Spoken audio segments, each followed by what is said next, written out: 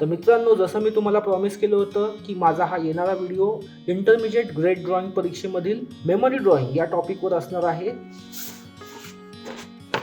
तर आजच्या ड्रॉइंग ट्युटोरियलमध्ये आपण शाळेत जाणारी मुलं या विषयावर एक छान मेमरी ड्रॉइंग करणार आहोत. तर मित्रांनो, मी आर्टिस्ट आर्ट इन्स्ट्रक्टर आशुतोष पुन्हा एकदा स्वागत करतो तुमचं माझ्या आर्ट चॅनलवर. चला तर सुरू करूया आजचे ड्रॉइंग ट्युटोरियल. प्रथम मी एक रफ स्केच तयार करत आहे, ज्याद्वारे मी माझ्या चित्राचे कंपोजिशन फायनल करण्यासाठी तसेच एकूण रेखाटनाचे नियोजन करण्यासाठी 5 ते 7 मिनिटं वापरत आहे.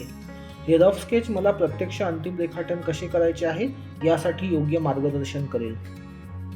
मित्रांनो, जर तुम्ही एलिमेंटरी आणि इंटरमिजिएट ग्रेड चित्रकला परीक्षेच्या तयारीसाठी स्मरणचित्राचा सराव करत असाल तर या परीक्षेत चित्र पूर्ण करण्यासाठी तुम्हाला 2 तास मिळतील. या वेळेपैकी 5 ते 7 मिनिटे तुम्ही तुमच्या चित्राचे नियोजन करण्यासाठी आणि रफ स्केच करण्यासाठी वापरू शकता, ज्याचा तुम्हाला पुढे जाऊन नक्कीच फायदा होईल. चित्रकलेच्या पहिल्या टप्प्यात आपल्याला चित्रातील पात्रांची किंवा मानवी आकृत्यांची मूलभूत रचना केवळ वर्तुळ, चौरस आणि त्रिकोण यांसारख्या मूलभूत साध्या आकारांचा वापर करून काढायची आहे. लक्षात ठेवा, आपण नेहमी मानवी पात्रे किंवा मानवी आकृत्या काढूनच स्मरणचित्राची सुरुवात केली पाहिजे आणि स्मरणचित्र काढताना कधीही बॅकग्राऊंडला जास्त महत्त्व देऊ नये. केवळ अपवादात्मक स्थितीत जर अगदी आवश्यकता असेल तरच तुम्ही बॅकग्राऊंड आधी काढू शकता, पण सामान्यतः नेहमी मानवी आकृत्यापासून स्मरणचित्राची सुरुवात करणे योग्य ठरते. येथे शाळेच्या दारापाशी उभ्या असलेल्या रक्षकाच्या उभ्या स्थितीचे चित्र काढण्यासाठी मी आधी एक रफ स्ट्रक्चर काढून एक रफ ड्रॉइंग तयार केली आहे. आता आपण या मानवी आकृत्या कशा काढायच्या हे तपशीलवार जाणून घेऊया. सुरुवात डोक्यापासून करणे सोयीस्कर ठरते. त्यासाठी एक वर्तुळ काढा आणि त्याला मान अटॅच करा. त्याखाली धडासाठी एक आयत जोडा व अजून एक चौरस बट शेपसाठी, आणि शेवटी हात आणि पायांसाठी दंडगोल आकारांचा वापर करा. याच प्रक्रियेला फॉलो करत आपल्याला आपल्या या ड्रॉइंगमध्ये ह्युमन कॅरेक्टर्स काढायचे आहेत. आपल्याला सर्व पात्रांसाठी एक रफ स्ट्रक्चर ड्रॉ करायचे आहे. जसे तुम्ही पाहू शकता की रेखाटनाच्या या पहिल्या टप्प्यात मी नाक, डोळे, कान किंवा ओठ यांसारख्या कोणत्याही चेहऱ्याच्या डिटेल्सवर लक्ष केंद्रित करत नाहीये. तसेच मी कपड्यांवरील घड्या, पॅटर्न्स किंवा टेक्स्चर्स यावर सुद्धा लक्ष देत नाहीये. येथे मी केवळ मानवी शरीराच्या रचनेवर तसेच शरीराच्या प्रमाणावर म्हणजेच प्रपोर्शनवर लक्ष केंद्रित करत आहे. आतापर्यंत या रेखाटनात मी शाळेच्या गेटवर उभे असलेले 2 रक्षक तसेच एक आई जी आपल्या मुलाला शाळेत सोडायला आली आहे यांचे रफ स्केच केले आहे. रक्षक सरळ पुढे पाहत आहेत, त्यामुळे त्यांचे फ्रंट प्रोफाईल दिसत आहे, परंतु आई आणि मूल यांचे लक्ष शाळेकडे आहे, त्यामुळे त्यांचे बॅक प्रोफाईल दिसत आहे. म्हणून अशा प्रकारे आपल्याला आपल्या पात्रांच्या पोज, ॲक्शन, डायरेक्शन आणि अँगलमध्ये व्हेरिएशन आणि व्हरायटी आणण्याचा प्रयत्न करायचा आहे. तर हीच पोज व्हेरिएशनची संकल्पना लक्षात ठेवून मी आता दुसऱ्या एका लहान मुलाला साईड पोजमध्ये, साईड अँगलमध्ये ड्रॉ करत आहे. आपण या मुलाचे साईड प्रोफाईल एका अँगलमधून पाहू शकतो, परंतु रेखाटनाची प्रक्रिया हीच राहील. आपण डोक्यापासून सुरुवात करू. डोक्याचा गोल काढल्यावर त्याला मान अटॅच करू आणि नंतर धड आणि कंबरेसाठी बॉक्स काढू आणि शेवटी हात आणि पायांचे आकार जोडण्यासाठी दंडगोल आकारांचा वापर करू. तर अशा रीतीने मी या ड्रॉइंगमध्ये अजून एक ह्युमन फिगर काढली आहे. येथे मी अजून एक मुलीचे पात्र काढत आहे, जी थोडी 3/4 अँगलमध्ये उभी आहे आणि जिच्या हातात पुस्तके आहेत. मित्रांनो, कृपया लक्षात ठेवा की आपण जी रफ रेखाटने करत आहोत ती जास्त दबाव देऊन खूप जास्त डार्क काढू नयेत. ही रफ ड्रॉइंग्स शक्य तितक्या हलक्या हाताने कमीत कमी दबाव देऊन काढा, जेणेकरून नंतर कोणत्याही चुका किंवा अनावश्यक स्ट्रक्चर लाईन खोडणे सोपे जाईल.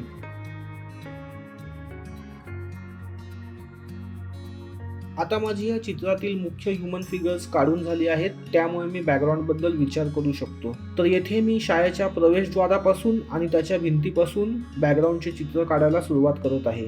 शाळेच्या प्रवेशद्वाराच्या भिंतीमागे मला शाळेची मुख्य इमारत पण काढायची आहे, पण मी आधी सांगितल्याप्रमाणे आपल्याला बॅकग्राऊंडला जास्त महत्त्व द्यायची गरज नाही, म्हणून मी या इमारतीचे चित्र अगदी साधे ठेवणार आहे.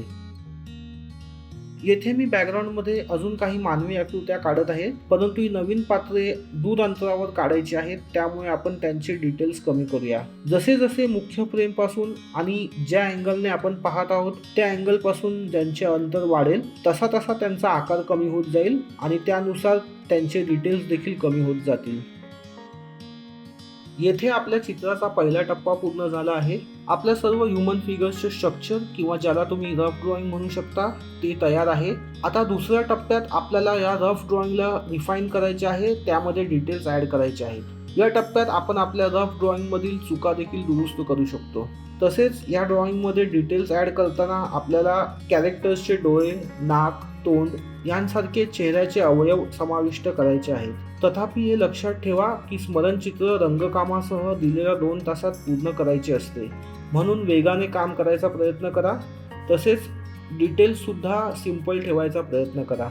कॅरेक्टर्सचे जे कपडे आहेत त्यावरील टेक्स्चर, त्यावर कुठले पॅटर्न्स काढायचे असतील किंवा कपड्यावरील घड्या किंवा सुरकुत्या, या सर्व गोष्टी या टप्प्यात काढल्या गेल्या पाहिजेत. आणि शेवटी सर्वात महत्त्वाचे म्हणजे पहिल्या टप्प्यात काढलेले रफ आणि मेसी ड्रॉइंग आता आपल्याला गडद करायचे आहे, रिफाईन करायचे आहे.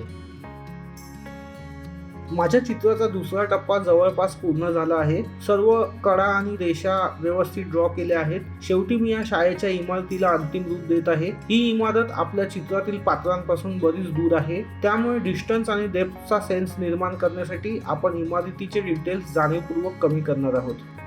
तर मित्रांनो, स्केचिंगचा भाग पूर्ण झाल्यानंतर आता वेळ आहे या चित्राला रंग देण्याची. हे चित्र रंगवण्यासाठी मी वॉटर कलरचा उपयोग करत आहे. येथे मी कॅमलिन कंपनीचे वॉटर कलर वापरत आहे. हा 24 वॉटर कलर केक्सचा एक सेट आहे. हा तुम्हाला कोणत्याही सामान्य स्टेशनरीच्या दुकानात मिळू शकेल. मित्रांनो, कॅमलिनचे वॉटर कलर बाजारात 2 प्रकारांमध्ये उपलब्ध आहेत. एक म्हणजे बेसिक लेवलचा सेट जो स्टुडंट कॅटेगरीमध्ये येतो, आणि दुसरा कलाकारांसाठी थोड्या चांगल्या दर्जाचा सेट. जर तुम्ही आर्टिस्ट क्वालिटीचे रंग वापरले तर तुम्हाला चांगले परिणाम मिळू शकतात. तथापि तुम्हाला हवे असल्यास कॅमलिनऐवजी तुम्ही इतर कोणत्याही कंपनीचे वॉटर कलर वापरू शकता, जसे की डोम्स, फेवर कॅसल किंवा तुमच्याकडे उपलब्ध असलेल्या आणि तुम्हाला आवडत असणारा कोणताही दुसरा ब्रँड. पण प्रयत्न करा की तुम्ही जे कलर वापराल त्यांचा कलर पिगमेंट चांगला असेल आणि जे व्हायब्रंट आणि सॅच्युरेटेड असतील. तर येथे मी रंग देण्याची सुरुवात बॅकग्राऊंडपासून करत आहे. तुम्हाला गरज वाटल्यास तुम्ही संपूर्ण चित्राला एक हलक्या रंगाचा वॉश देखील देऊ शकता, पण येथे मी सुरुवात आकाशापासून करत आहे. आकाशासाठी हलक्या निळ्या रंगाचा वापर करत आहे आणि त्यानंतर मी भिंतीच्या टेक्स्चरला रंग देत आहे. तुम्हाला मित्रांनो कदाचित माहीत असेलच की वॉटर कलरमध्ये पांढरा रंग वापरला जात नाही, आणि जे कोणी कलाकार पांढरा रंग वापरतात ते अगदी कमी प्रमाणात, जवळजवळ नगण्यपणे वापरतात. तर येथे जेथे मला विटांमधील फट किंवा विटांचे टेक्स्चर दाखवायचे आहे तेथे मी ती जागा रिकामी सोडत आहे, म्हणजेच कागद पांढरा ठेवत आहे. जमिनीच्या पृष्ठभागाला रंग देण्यासाठी मी आधी पिवळ्या रंगाचा एक हलका वॉश लावत आहे व हा वॉश ओला असताना मी त्यात थोडा हलका ब्राऊन कलर मिसळून पुढच्या भागापासून मागच्या भागाकडे एक हलके ग्रेडेशन तयार करत आहे. शाळेच्या मार्गाच्या दोन्ही बाजूला जमिनीवर उगवलेले गवत दाखवण्यासाठी मी हलक्या हिरव्या रंगाचाही वापर करत आहे. आता हा थर पूर्णपणे सुकल्यावर मी मातीचे टेक्स्चर दाखवण्यासाठी किंवा चित्रामध्ये पडणाऱ्या सावलींचे परिणाम क्रिएट करण्यासाठी डार्क रंगांचा उपयोग करत आहे. शाळेची इमारत आपल्या समोरच्या मुख्य दृश्यापासून बरीच दूर आहे, त्यामुळे खोली आणि अंतराचा आभास निर्माण करण्यासाठी तिला फिकट रंगाने रंगवणे आवश्यक आहे.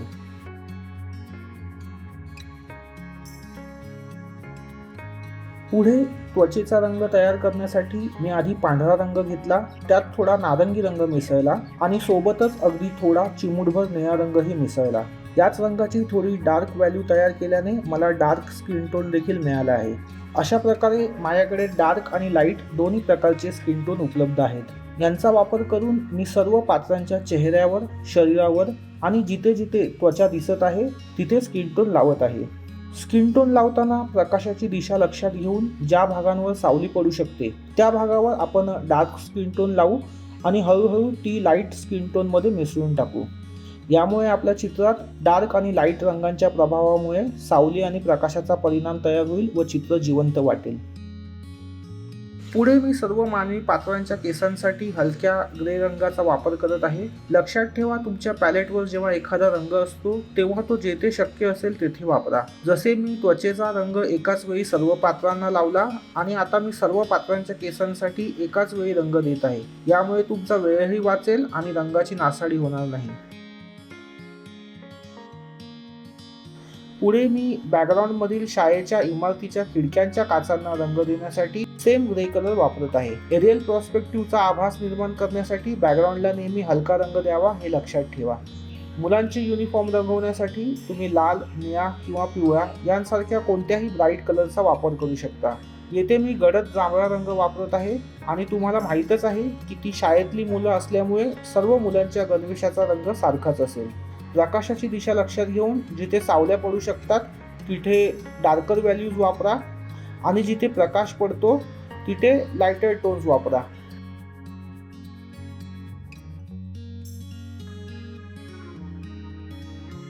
मित्रांनो, आपल्या या चित्रातील स्त्री पात्राला साडी नेसलेली दाखवता येईल आणि तिचे कपडे रंगवण्यासाठी कोणत्याही रंगांचा वापर करता येईल. साड्या विविध रंग, पॅटर्न्स आणि डिझाईनमध्ये उपलब्ध असल्याने मी येथे लाल आणि हिरव्या रंगाचा वापर करत आहे.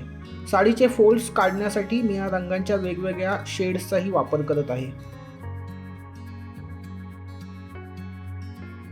सुरक्षा रक्षकांच्या गणवेशाचे रंग साधारणपणे कॉमनच असतात. तुम्ही निळा, पांढरा, खाकी यांसारखे कॉमन रंग वापरू शकता. येथे मी गार्ड्सच्या शर्टसाठी येलो ऑकर किंवा खाकी रंगाचा उपयोग करत आहे आणि पॅन्टसाठी डार्क ब्राऊन रंग वापरत आहे. मित्रांनो, परीक्षेत मेमरी ड्रॉइंग पूर्ण करण्यासाठी आपल्याकडे फक्त 2 तास असतात. या 2 तासात आपल्याला चित्राचे नियोजन, रेखाटन आणि रंगकाम पूर्ण करायचे असते. त्यामुळे तुमचे चित्र 2 तासात पूर्ण होईल याची खात्री करा. तुम्ही 2 तासात जेवढे कॅरेक्टर्स रंगवू शकाल, ड्रॉ करू शकाल तेवढेच काढा, पण किमान 4 ते 5 ह्युमन फिगर्स काढणे अत्यंत आवश्यक आहे. चित्र सोपे ठेवा, सिंपल ठेवा, अनावश्यक डिटेल्स काढणे टाळा. मित्रांनो, 2 तासात चित्र पूर्ण करणे खूप महत्त्वाचे आहे, कारण एलिमेंटरी आणि इंटरमिजिएट परीक्षेत जर कोणतेही चित्र अपूर्ण किंवा पूर्णपणे फिनिश नसेल तर त्याला मार्क्ससाठी विचारात घेतले जात नाही. त्यामुळे तुमचे रफ रेखाटन आणि ड्रॉइंगचा पार्ट पहिल्या 30 ते 40 मिनिटात पूर्ण करण्याचा प्रयत्न करा. त्यानंतर दुसरा टप्पा, जिथे आपण चित्रातील चुका सुधारतो, चित्राला अधिक सुबक करतो, अंतिम रूप देतो, तो जास्तीत जास्त 20 मिनिटात पूर्ण केला पाहिजे. अशा प्रकारे आपल्याला ड्रॉइंगचा भाग 1 तासाच्या आत पूर्ण करून रंगकामाला सुरुवात करायची आहे. रंगकामासाठी किमान 1 तास मिळणे अत्यंत आवश्यक आहे. तर मित्रांनो, जसे की तुम्ही बघू शकता की चित्राचा बराचसा भाग आधीच आपण रंगवून घेतला आहे. आता मुलांच्या स्कूल बॅगसाठी मी ब्राईट आणि व्हायब्रंट कलरचा वापर करत आहे, कारण जनरली स्कूल बॅग या रंगीबेरंगी असतातच. यामुळे आपलं चित्रसुद्धा रंगीबेरंगी आणि आकर्षक दिसेल.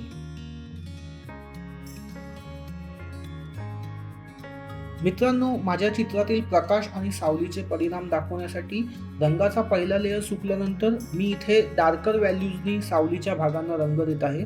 रंगांच्या व्हॅल्यूमधील या बदलांमुळे चित्रातील प्रकाशाचे आणि सावलीचे भाग योग्यरित्या दर्शवले जातील, ज्यामुळे चित्राला डेप्थ मिळेल आणि ते अधिक आकर्षक दिसेल.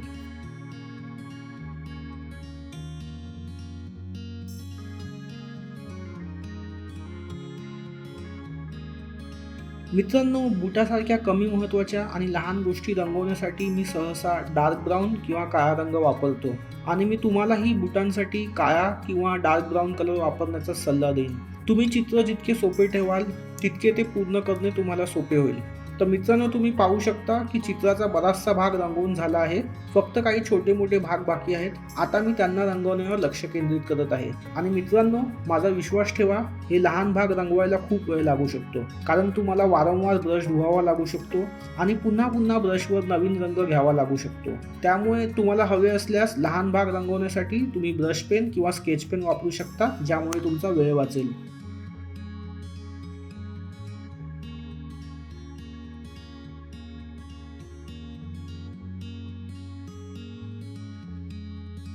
तर मित्रांनो, आता आपले चित्र रंगवून झाले आहे. चित्र रंगवल्यानंतर आपल्याला त्याला ब्लॅक कलरने आउटलाईन द्यायची आहे. ही आउटलाईन देण्यासाठी तुम्ही poster colour, water colour, brush pen, sketch pen किंवा ग्लास मार्किंग पेन यासारखे कोणतेही कला साहित्य वापरू शकता. मित्रांनो, तुम्ही तुमच्या चित्राला नक्कीच बॉर्डर द्या, कारण त्यामुळे तुमचे चित्र अधिक आकर्षक दिसेल. ब्लॅक कलरने आउटलाईन देणे ही आपल्या चित्राची अंतिम पायरी आहे आणि त्यासाठी किमान 10 ते 15 मिनिटं लागतात. त्यामुळे जर तुम्ही एलिमेंटरी किंवा इंटरमिजिएट ग्रेड ड्रॉइंग परीक्षेची तयारी करत असाल तर तुम्हाला तुमचा चित्र काढण्याचा वेग वाढवला पाहिजे, जेणेकरून तुम्ही 2 तासांपैकी 10 ते 15 मिनिटं आउटलाईन देण्यासाठी वाचवू शकाल. मित्रांनो, स्मरणचित्र हा एक बराच अवघड आणि आव्हानात्मक विषय आहे आणि एलिमेंटरी आणि इंटरमिजिएट ड्रॉइंग ग्रेड एक्झाममध्ये मिळणाऱ्या मर्यादित वेळेमुळे तो अजून कठीण होऊन बसतो. म्हणून स्मरणचित्रात पारंगत होण्यासाठी सराव करत राहा, आपले ड्रॉइंगचे कौशल्य विकसित करत राहा आणि सर्वात महत्त्वाचे म्हणजे मानवी फिगर्स रेखाटनाचा सराव करत राहा. तुम्हाला मानवी फिगर्स किमान 4-5 वेगवेगळ्या पोजेसमध्ये काढता आली पाहिजेत. तुम्हाला मानवी फिगर्सची समोरून, साईड पोजमध्ये, उभ्या स्थितीमध्ये, बसलेल्या स्थितीमध्ये अशा वेगवेगळ्या पोजमध्ये ड्रॉ करण्याचा सराव केला पाहिजे. तर मित्रांनो, तुम्हाला हा व्हिडिओ कसा वाटला? मला आशा आहे की तुम्हाला तो आवडला असेल आणि तुम्हाला मेमरी ड्रॉइंग काढायच्या प्रक्रियेची चांगली कल्पना आली असेल. तुम्हाला मार्गदर्शन करण्यासाठी आणि माझा थोडासा अनुभव तुमच्याबरोबर शेअर करण्यासाठी मी हे व्हिडिओ बनवण्यासाठी खूप मेहनत घेतो. हे व्हिडिओ तयार करण्यासाठी, एडिट करण्यासाठी, त्यांना व्हॉइस ओव्हर देण्यासाठी खूप मेहनत आणि वेळ लागतो. म्हणून जर तुम्हाला माझे ड्रॉइंग व्हिडिओ आवडत असतील तर कृपया माझ्या चॅनलला सबस्क्राईब करा, व्हिडिओला लाईक करा आणि तुमच्या मित्रांसोबत शेअर करा. व्हिडिओशी संबंधित काही प्रश्न किंवा सूचना असल्यास कृपया मला कमेंट्समध्ये कळवा. तुमच्या पाठिंब्यामुळे मला खूप प्रोत्साहन आणि प्रेरणा मिळते. त्यामुळे या चॅनलशी जोडलेले राहा आणि येणारे व्हिडिओ पाहण्यासाठी बेल आयकॉनवर क्लिक करा. तुम्हाला माझ्या व्हिडिओबद्दल अपडेट्स मिळत राहतील.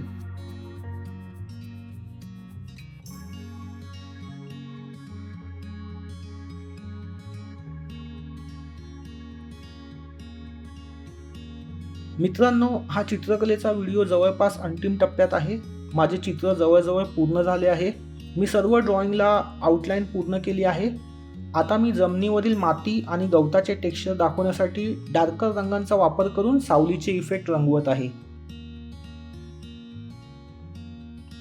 या स्मरणचित्राच्या व्हिडिओनंतर माझा पुढचा व्हिडिओ स्टील लाईफ किंवा ऑब्जेक्ट ड्रॉइंगवर असेल आणि त्यात मी एक बादली कशी काढावी आणि रंगवावी हे समजावून सांगणार आहे. व्हिडिओ शेवटपर्यंत पाहिल्याबद्दल धन्यवाद. भेटूया पुढच्या व्हिडिओमध्ये.